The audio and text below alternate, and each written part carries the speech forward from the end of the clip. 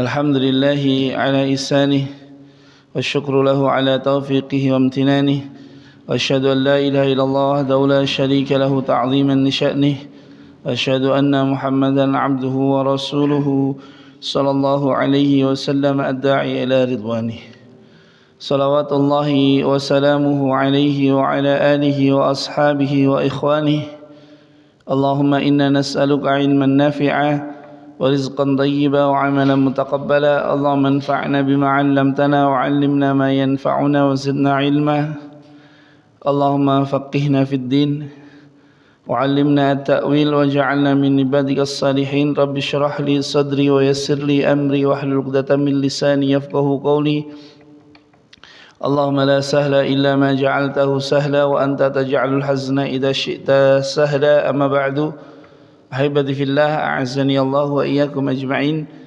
Kita lanjutkan kembali kajian kita di kitab Mukhtasar Sahih Muslim dan kita masuk di pembahasan di bab ke-47, bab al-muslimu man salimal muslimuna minhu.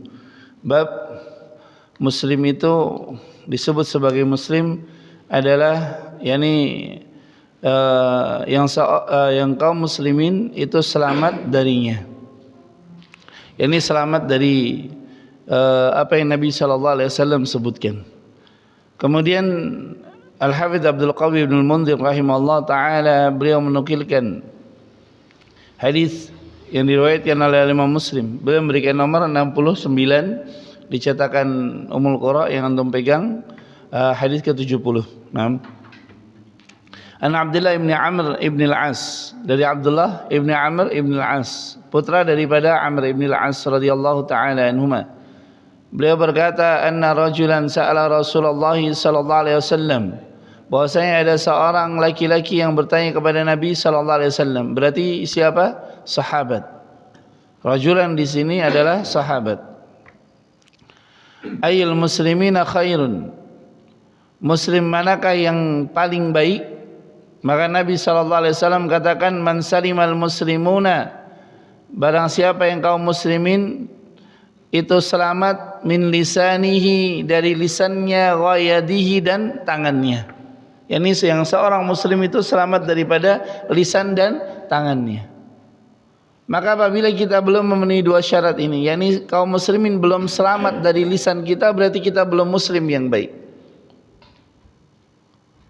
Dan sebagaimana kemarin Anda sampaikan, muslim yang dimaksud ini termasuk dalamnya adalah apa? Mukmin. Apabila kalimat muslim sendiri berarti masuk dalamnya apa? Al-mu'min. Apabila kalimat mukmin sendiri maka masuk di dalamnya adalah apa? Muslim. Tapi kalau muslim sendiri, mukmin sendiri berarti apa?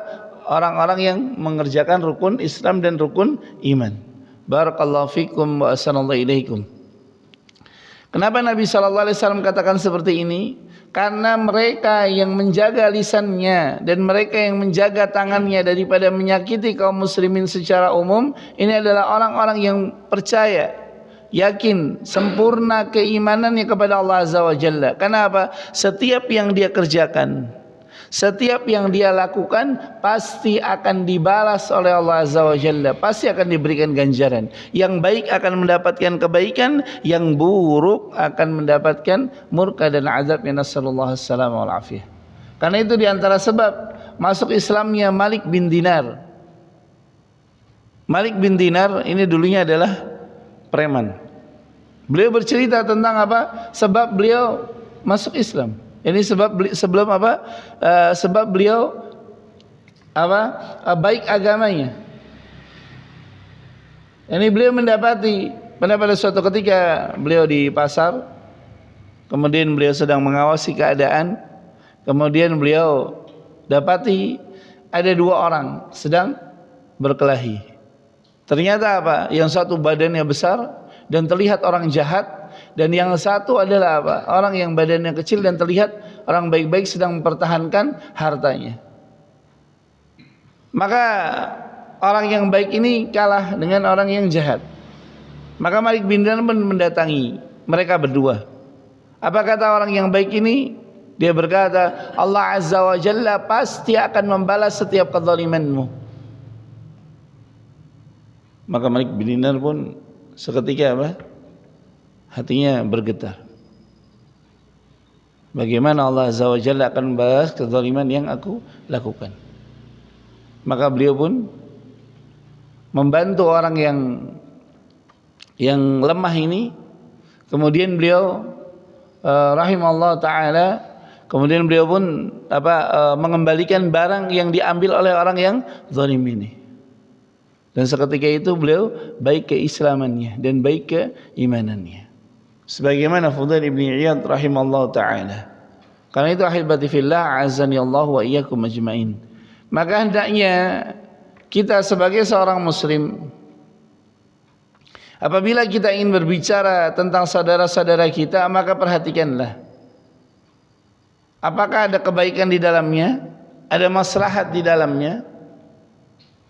Ada tujuan daripada tujuan kebaikan yang kita ingin raih dengan cara membicarakannya? Kalau tidak ada, maka diam. Karena Nabi SAW katakan apa? Man salimal muslimuna min lisanihi wa yadihi, dan tangannya.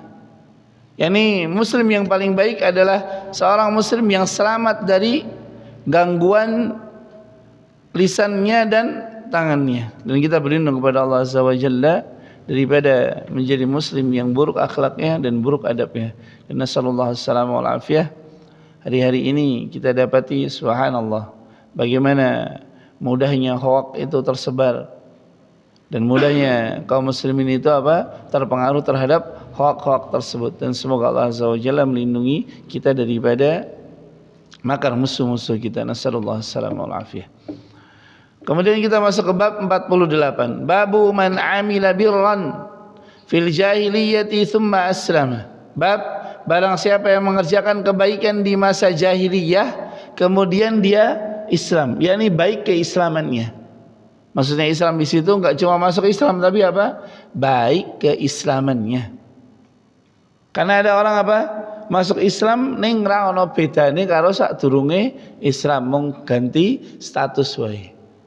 Ada mungkin karena dia mau nikahi akhwat. Ada mungkin karena dia mau tujuan-tujuan dunia. Karena itu ahibati fillah azani Allah wa iyyakum ajmain. Bagaimana kita tahu dia baik? Lihatlah bagaimana salatnya. Bagaimana kalau kita mau tahu baiknya seseorang? Lihat salatnya. Kalau salatnya baik, maka insyaallah Allah Azza wa Jalla akan perbaiki keadaannya. Sebagaimana para ulama mereka ditanya, dari mana kami harus memulai untuk memperbaiki diri, maka dikatakan apa? Ibda'u bis salah, mulailah dengan salat. Maka kalau kita ingin tahu seorang itu baik, maka dimulai dengan apa? Salat. Kemudian beliau menukilkan hadis nomor 70 an Urwah bin Zubair, dari Urwah bin Zubair radhiyallahu ta'ala anhu anna Hakim bin Hizam, dari Hakim bahwasanya Hakim bin Hizam radhiyallahu anhu akhbarahu, mengabarkan kepadanya, annahu qala, bahwasanya beliau berkata, li Rasulillah sallallahu alaihi wasallam, kepada Rasulullah sallallahu alaihi wasallam, ara'aita umuran kuntu atahannatsu biha fil jahiliyah, bagaimanakah pendapatmu wahai Muhammad tentang perkara yang dahulu aku atahannatsu. Atahannats di sini maknanya adalah apa? Ata'abbad. Yani aku dahulu beribadah. Jadi orang-orang dahulu ketika berbicara tentang tahannuts, yakni enggak cuma menyendiri tapi apa? Beribadah. Sebagaimana Nabi sallallahu alaihi wasallam di gua Hira, beribadah. Tentang macam ibadahnya macam-macam. Yani dahulu aku beribadah dengannya fil jahiliyah, di masa jahiliyah. Yani yang pertama apa? Min sadaqatin, daripada sedekah. Au ataqatin, atau membebaskan budak. Au silaturahimin, atau bersilaturahim. Afiha ajrun, apakah di dalamnya ada ganjaran? Faqala Rasulullah sallallahu alaihi wasallam, maka Nabi sallallahu alaihi wasallam berkata, aslamta ala ma aslafta min khairin engkau masuk Islam di atas apa yang telah lalu daripada kebaikan-kebaikan. Yani engkau masuk Islam dalam keadaan apa? Membawa kebaikan-kebaikan di masa jahiliyah. Maka kalau orang katakanlah kafir masuk Islam, dosa-dosanya diampuni, kebaikannya diakui, bagaimana dengan seorang muslim yang dia melakukan perbuatan dosa kemudian dia bertobat kepada Allah Azza wa Jalla? Tentu lebih berhak, sebagaimana yang disampaikan oleh Ustaz Firanda hafizahullah taala. Karena itu ahibati fillah, azani Allahu wa iyyakum ajma'in. Maka janganlah merasa sedih ketika kita banyak melakukan perbuatan dosa, maka bertobatlah kepada Allah Azza wa Jalla, dan kebaikan-kebaikan yang dilakukan dahulu ketika masih jahiliyah, Allah Azza wa Jalla akan mencatatnya. Semoga Allah Subhanahu wa taala menjadikan seluruh kebaikan kita diterima dan dijadikan sebagai pemberat timbangan amal kebaikan bagi kita, dan semoga Allah Subhanahu wa taala jadikan sebab Allah Azza wa Jalla mengampuni dosa-dosa kita dan Allah memperbaiki daripada sisa akhir umur kita. Allahumma amin. Kemudian kita masuk ke bab 49. At-tahdhiru minal ibtila. Peringatan daripada ibtila, ujian. Dan setiap kita pasti akan diuji. Allah katakan, "Wala nabluwannakum." Dan benar kami akan mengujimu. Bisyai'im minal khaufi wal ju'. Dengan sesuatu yang menakutkan. Bisyai'im minal khauf, dengan sesuatu yang menakutkan, wal ju' dan lapar, wa naqsim minal amwal, dan apa? Allah Azza wa Jalla kurangi sedikit daripada harta, was thamarat, dan hasil bumi, wal anfusi was thamarat, dan Allah cabut daripada nyawa orang-orang yang kita sayangi, wassamarat, dan hasil bumi. Kemudian Allah tutup dengan apa? Wabasyiris sabirin, dan berikanlah kabar gembira bagi mereka yang bersabar. Maka siapa orang-orang yang bersabar? Orang-orang yang ketika diuji mereka tetap berada di atas keimanan dan tidak mengatakan kecuali apa-apa yang Allah Azza wa Jalla ridhai. Maka ujian, cobaan pasti akan didapati bagi setiap muslim, yang salih maupun yang talih. Semuanya pasti akan diuji. Enggak ada yang enggak diuji. Maka jangan sampai ketika kita baru diuji kita mengatakan ujian apa meneh, la haula wala quwata illa billah. Jangan. Kita katakan apa? Qaddarullah wa ma syaa fa'ala, atau apa? Alhamdulillahi ala kulli halin. Udah. Sudah terjadi apa yang kita katakan, hanya qadarullah ma syaa fa'al. Kemudian kita mohon kebaikan, kemudian kita mohon kepada Allah Azza wa Jalla agar Allah karuniakan kepada kita kesabaran. Karena itu ahibati fillah, azani Allah wa iyyakum ajma'in. Contoh harga-harga mahal, benar enggak? Nah, yang ini semuanya harga mahal. Ada plastik yang katanya tadinya apa? Katakanlah 20 kemudian jadi 40.000. Ini contoh. Ada bakul yang emang kalau dia regane medun kan enggak? Apa yang dikatakan qaddarullah wa ma syaa fa'ala. Lalu apa yang dilakukan? Tawakkal 'ala Allah, bertawakal kepada Allah. Kenapa? Karena yang bisa merubah, yang meningkatkan rezekinya adalah siapa? Allah Azza wa Jalla. Allah Azza wa Jalla Maha mengetahui. Karena itu sering Anda sampaikan, Rabb yang kita sembah, baik ketika dolar 1 rupiah dengan dolar 20.000 sama atau tidak? Lalu apa yang harus kita khawatirkan? Rabbnya sama. Dan Allah Azza wa Jalla Maha mengetahui tentang kebutuhan hamba-hambanya.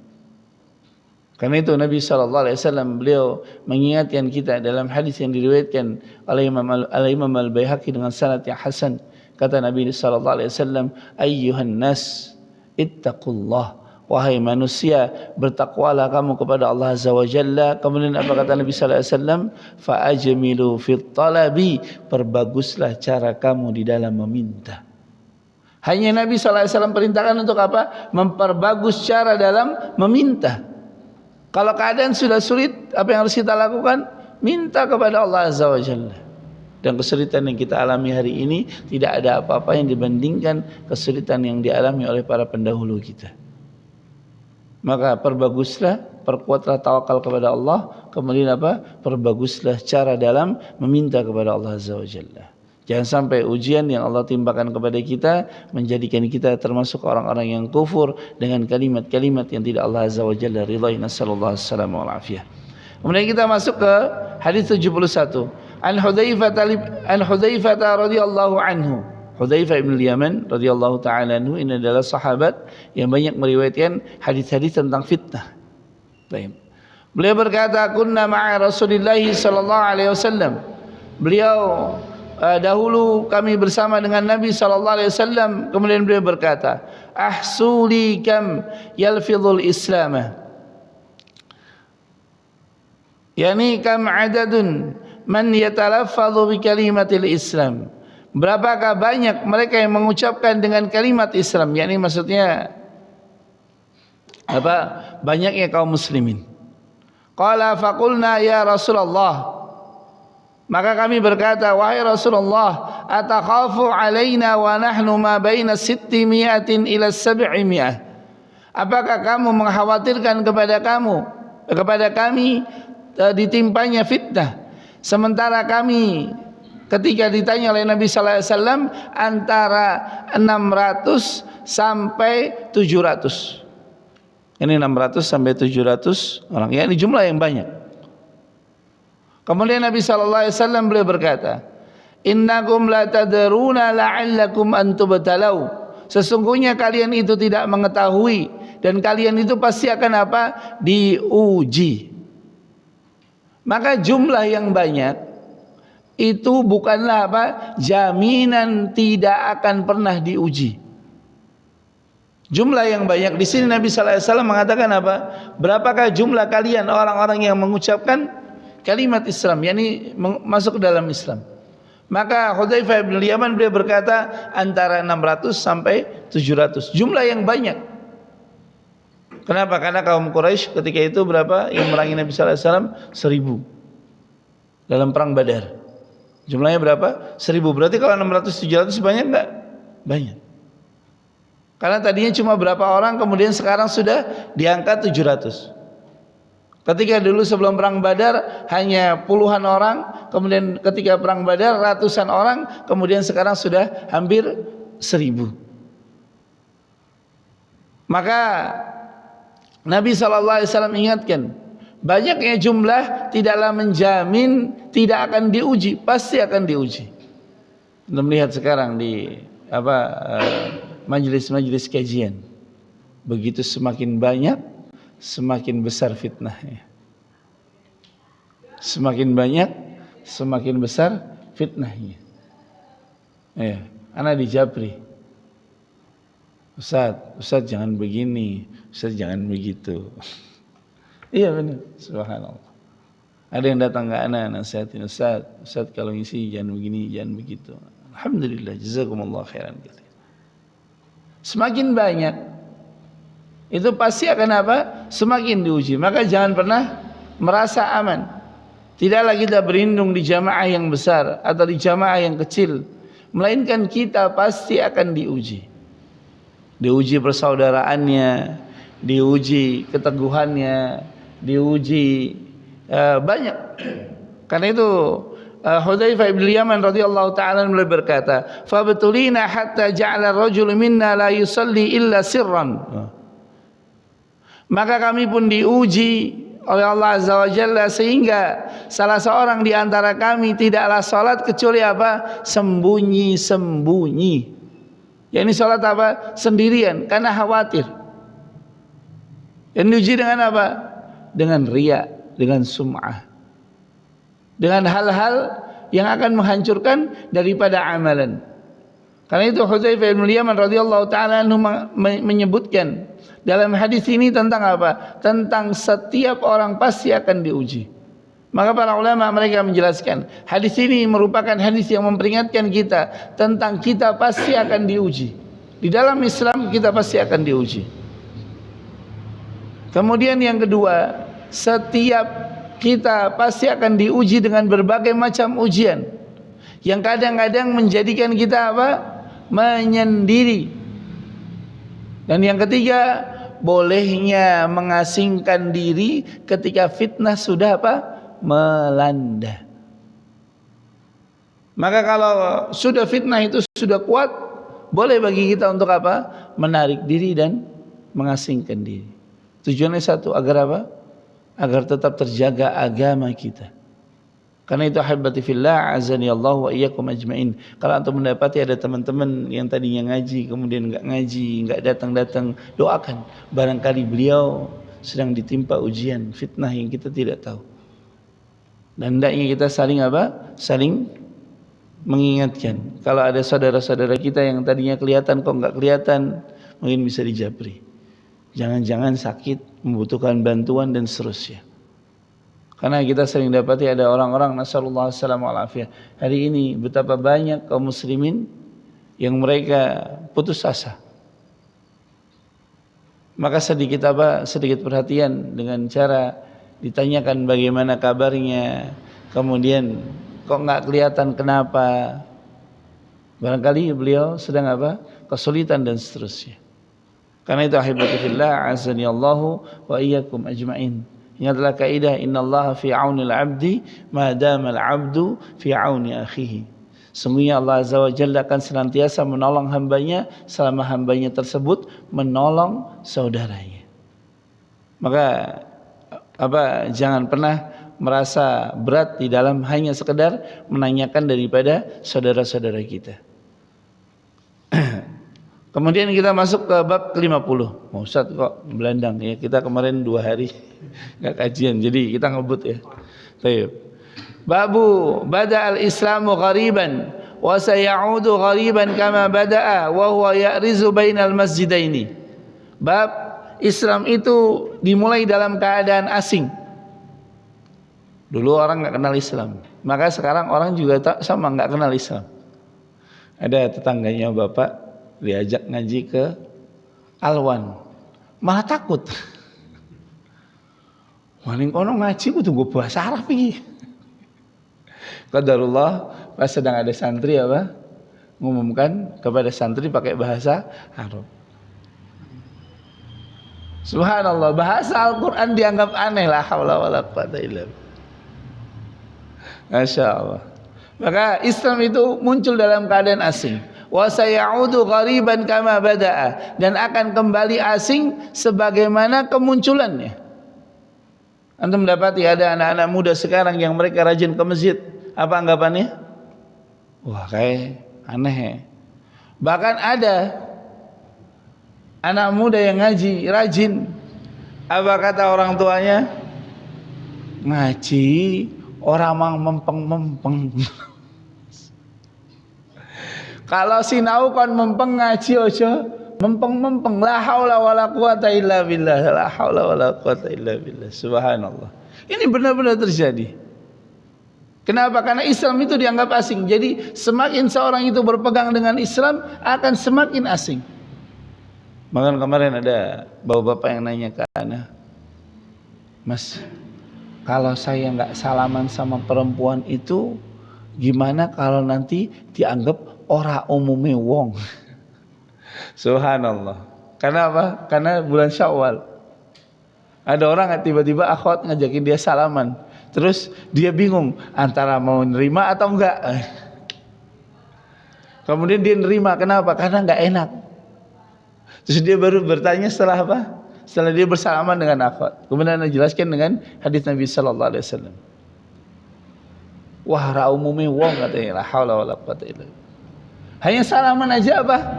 Ora umume wong. Kemudian wa huwa ya'rizu bainal masjidaini, dan Islam itu akan kembali kepada 2 masjid. Yani Islam itu akan kembali ke 2 masjid di mana tempat asal muasalnya. Yani yang dimaksud di sini adalah apa? Masjidil Haram dan Masjidin Nabawi.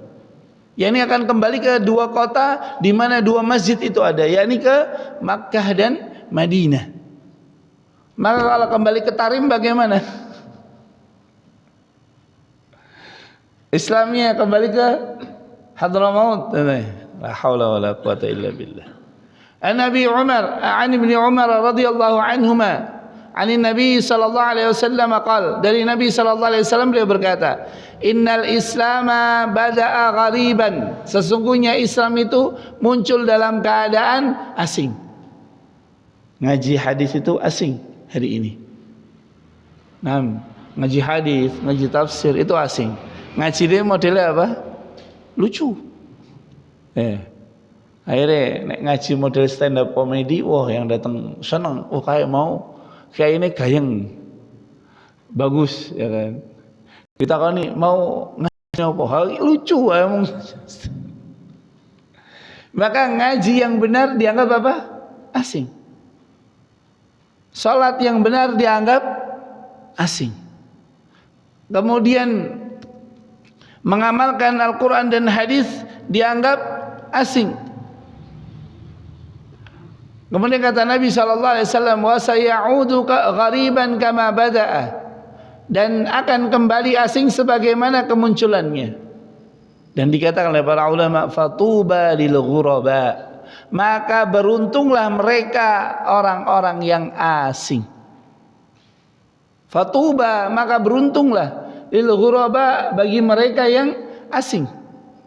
Jadi yang berpegang dengan Al-Quran sebagaimana kemunculannya, berpegang dengan hadis sebagaimana kemunculannya, memahami Al-Quran dan hadis sebagaimana kemunculannya, dan Islam itu akan kembali asing. Maka mereka yang berpegang teguh dengan Al-Quran dan Sunnah akan dianggap apa? Asing, bahkan akan diasingkan dari masyarakat. Akan dianggap apa? Kayak atos. Ojo ngobrol babagan agama karo kae. Wah, tos angel jake kompromi gitu. Lagi mana wong agama ya kan? Agama hanya ada apa? Halal, haram, sah atau tidak sah, boleh atau tidak, hanya itu kan. Enggak ada cerita meliuk-liuk di dalam agama. Agama itu apa? Aturannya jelas, baku.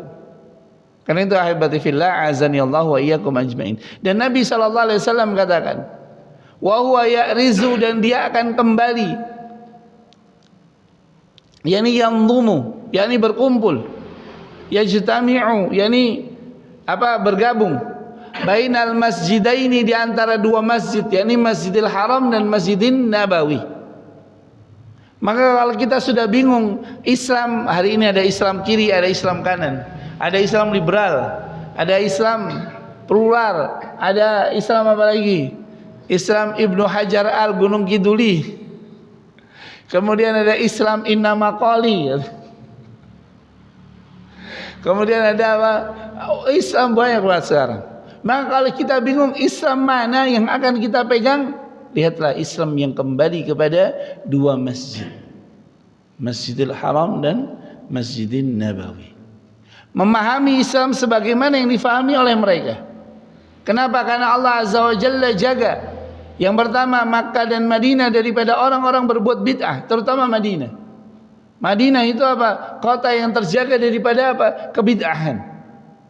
Dan kita berlindung kepada Allah Azza wa Jalla daripada bid'ah yang nampak maupun yang tersembunyi. Nasallallahu alaihi wasallam. Kama ta'rizul hayyatu fi juhriha, sebagaimana kembalinya ular hitam ke sarangnya. Dan ini perlu diperhatikan, hayyah. Hayyah itu beda dengan habbah. Hayyah itu ular, habbah itu apa? Biji yang berwarna hitam. Karena itu apa? Dikatakan habbatus sauda shifaa'un min kulli da'. Habbatus sauda itu adalah apa? Obat bagi seluruh penyakit. Nah, Al-Imam As-Suyuti rahimahullah taala menyebutkan, ada orang yang dia enggak mau belajar, dia cuma baca aja. Nah, ternyata kitab yang dia punya itu ada tambahannya titik. Harusnya apa? Habbatus sauda shifaa'un min kulli da'. Habbatus sauda itu obat bagi seluruh penyakit. Ternyata apa? Di kitabnya ada titiknya. Hayyatus sauda shifaa'un min kulli da'. tidak. Dia apa yang di tengah padang, ke tengah gunung nyari ular hitam. Ular hitam itu apa? Dimakan ketika dia apa? Keracunan dan mati. Maka Imam As-Suyuti rahimahullah ta'ala beliau mengingatkan pentingnya kita apa? Cek dan recheck daripada tulisan atau buku yang kita pegang. Tujuannya satu, benar atau tidak. Maka orang ini yang berpegang dengan hadis secara zahir itu benar, tapi apa hendaknya dia cek dan recheck, tasabbut namanya. Maka hayyah dengan habba itu dua makna yang berbeda. Hayyah maknanya adalah ular yang berwarna hitam, habbatus sauda itu adalah apa? Habbah, biji hitam, yakni jintan. Maka ahibati fillah azani Allah wa iyyakum ajmain. Hadis ini mengajarkan kepada kita faedahnya yang pertama, Islam itu akan kembali asing. Islam itu asing. Dan akan kembali asing sebagaimana kemunculannya. Dan kalau kita bingung Islam mana yang mau kita ikuti, Islam mana yang mau kita pegang, Islam mana yang mau kita jadikan tolak ukur, karena kita butuh yang namanya tolak ukur. Contoh, apabila dua orang berselisih, maka harus ada apa? Penengah yang diakui oleh kedua belah pihak. Berarti harus ada apa? Tolak ukurnya. Contoh, kita mau mengatakan minyak itu murni. Apa yang digunakan untuk mengukur kemurniannya? Nah, itulah yang disepakati. Maka Islam yang disepakati, Islam yang benar-benar asli, pakai shot ya, nggak pakai sin. Asli ya. Islam yang benar-benar, Nabi SAW katakan apa? Wa huwa ya'rizu bainal masjidaini. Dia akan kembali kepada apa? Dua masjid. Kama ya'rizul hayyatu fil hujriha. Sebagaimana kembalinya ular hitam ke dalam sarangnya. Dan demikianlah keadaan agama kita.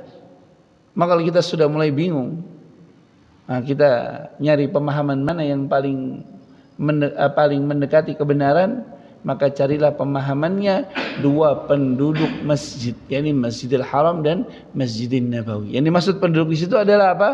Para ulamanya, bukan orang awamnya. Nah, karena Anda dapati penduduk dua tanah haram itu awamnya ada yang ketika azan berkumandang ya isi nyantai-nyantai di atas kap mobil tuh.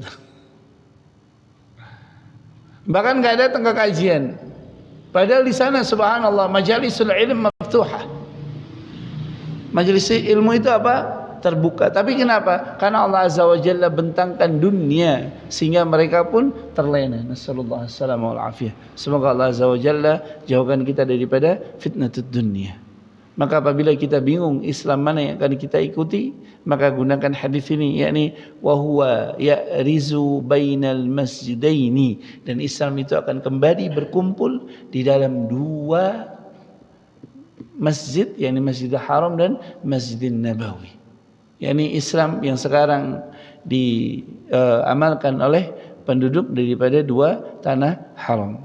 Para ulamanya mereka senantiasa menyampaikan apa yang Nabi sallallahu alaihi wasallam katakan, apa yang Allah Azza wa Jalla firmankan, dan sesuai dengan pemahaman para sahabat ridwanullah alaihim ajma'in. Barakallahu fikum wa assalamu alaikum.